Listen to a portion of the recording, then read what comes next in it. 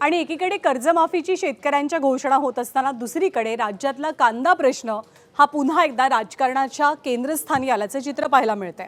कांद्याचे दर पडलेले आहेत, शेतकरी कांदा उत्पादक शेतकरी हैराण आहेत आणि याच मुद्द्याला घेऊन पुण्याजवळच्या मंचरमध्ये आज महाविकास आघाडीनं आंदोलन छेडलं। पुणे जिल्ह्यातल्या मंचरमध्ये हे आंदोलन करण्यात आलं। कांदा उत्पादक शेतकऱ्यांना योग्य दर मिळावा या मागणीसाठी राष्ट्रवादीचे आमदार रोहित पवार, शशिकांत शिंदे, काँग्रेसचे प्रदेशाध्यक्ष हर्षवर्धन सपकाळ, खासदार अमोल कोल्हे, शिवसेना ठाकरे गटाचे नेते सचिन अहिर यांच्यासह महाविकास आघाडीचे अनेक नेते कार्यकर्ते रस्त्यावरती उतरले। आंदोलनाच्या दरम्यान आंदोलकांनी रस्त्यावरती कांदे फेकत सरकार विरोधात घोषणाबाजी केली।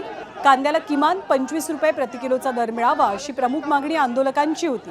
हे आंदोलन तीव्र होताच पोलिसांनी हस्तक्षेप केला आणि रोहित पवारांसह अन्य आंदोलकांना ताब्यात घेतलं। त्यामुळे या सगळ्या आंदोलनस्थळी काही काळ तणावाचं वातावरण होतं।